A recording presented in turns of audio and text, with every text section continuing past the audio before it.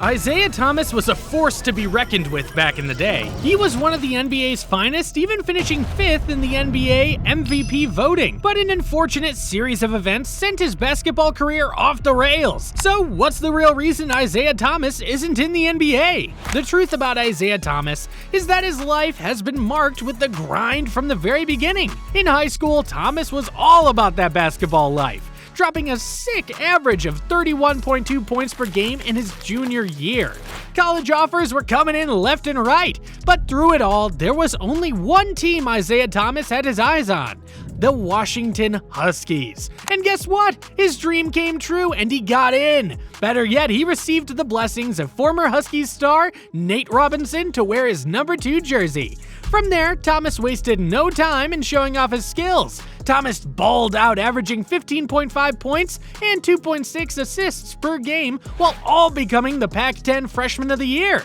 In his sophomore year, Thomas turned up the heat, racking up 16.9 points per game and bagging first-team All-Pac-10 honors. The following year, he held his ground, grabbing yet another spot on the first-team All-Pac-10 squad. And talking about leaving an epic mark, on March 12, 2011, he scored 28 points and a game-winning buzzer beater in overtime during the Pac-10 Tournament Championship game against Arizona. He was exceptional and even made it to the Final 10 for the prestigious Bob Cousy Award, awarded to the best college point guard in the nation. Soon enough, Thomas felt it was time to step up to the big leagues. So on March 31, 2011, he declared for the NBA draft, foregoing his last year of college. Now, little did he know the wait to be picked in the 2011 NBA draft would become the longest of his life. Standing at 5'9" and 186 pounds, he wasn't exactly the prototypical point guard. But fortunately, his patience and years of work paid off as the Sacramento Kings called his name in the second round. Pick number 60, the very last one.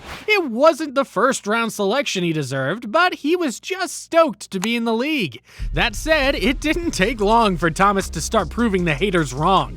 He made a splash real quick, recording his first double-double with 23 points and 11 assists against the Cleveland Cavaliers on February 19, 2012. And guess what?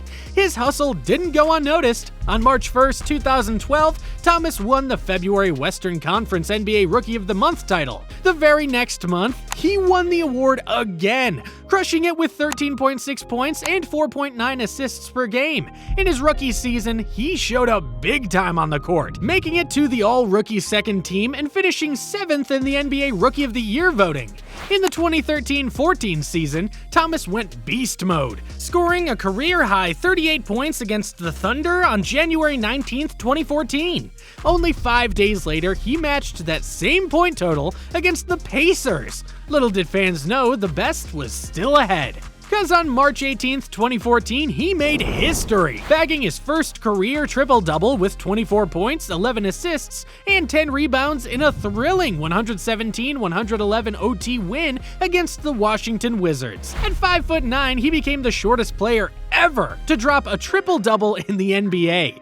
The same season, he joined short legends like Calvin Murphy, Damon Stoudemire, and Michael Adams as players under 6 feet to average over 20 points and 6 assists per game. 3 seasons with the Sacramento Kings, and Thomas proved he was ready to take on the big guns. Not even his weakness could hold him back. But then, on July 12, 2014, life took an unexpected turn as Thomas was traded in a sign-and-trade deal to the Phoenix Suns. And to make matters worse, IT suffered an ankle injury that kept him out for 8 games. But you know what?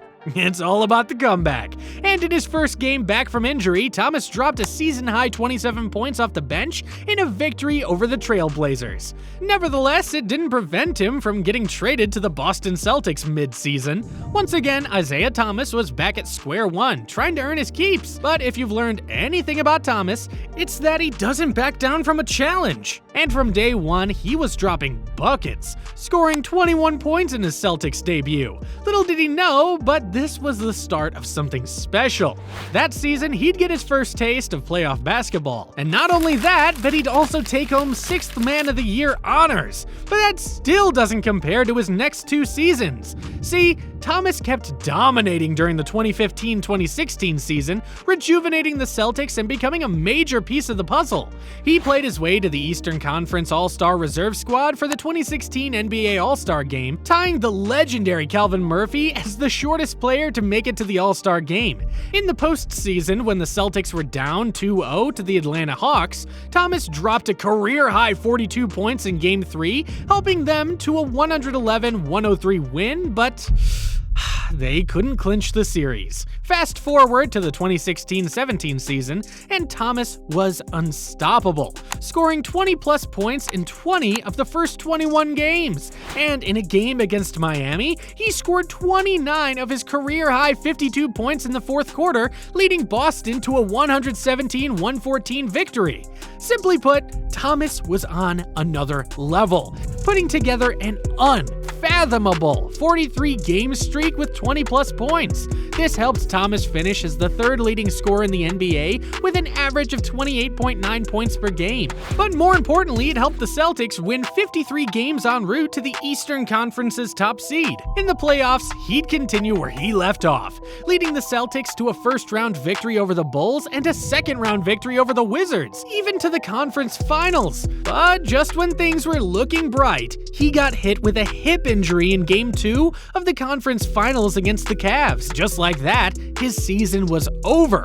It was the start of Thomas's descent into oblivion. After his hip injury, Thomas was traded to the Cavaliers for Kyrie Irving. In a post-trade physical, the Cavs became concerned about Thomas's right hip, but ultimately decided to go through with the trade. However, this proved to be a big mistake. Instead of undergoing hip surgery, Thomas skipped surgery and went to rehab to help his chances for next year's free agency. Yet this messed with his game big time, limiting his playing time and making him less effective on the court. Turns out he was dealing with a whole range of hip issues for years, from cartilage loss to arthritis, and in the end, that's what ended his all-star career and turned him into a role player. After the 2017-18 season, the hip problems lingered, and IT bounced around the league with quick stints on the Cavaliers, the Lakers, the Nuggets, the Wizards, and the Clippers. That's when Isaiah knew it was time for a much-needed change. In 2020, he went through hip resurfacing surgery, which actually helped ease the pain and gave him a better range of motion. But it wasn't all smooth sailing, as Thomas was entering his 30s and teams were becoming less interested. Since the surgery, Thomas had more brief stints with the Pelicans, the Grand Rapids Gold, and the NBA G League,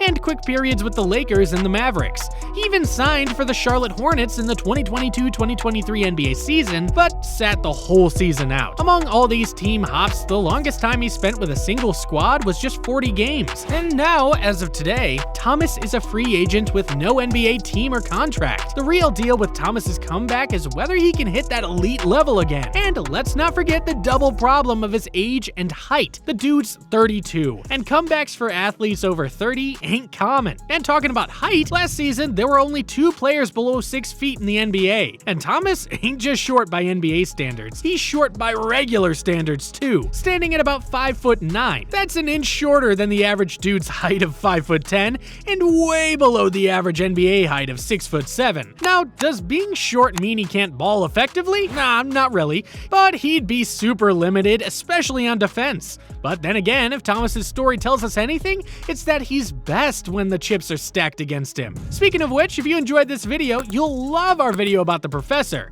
So click the video and learn why Professor really isn't in the NBA.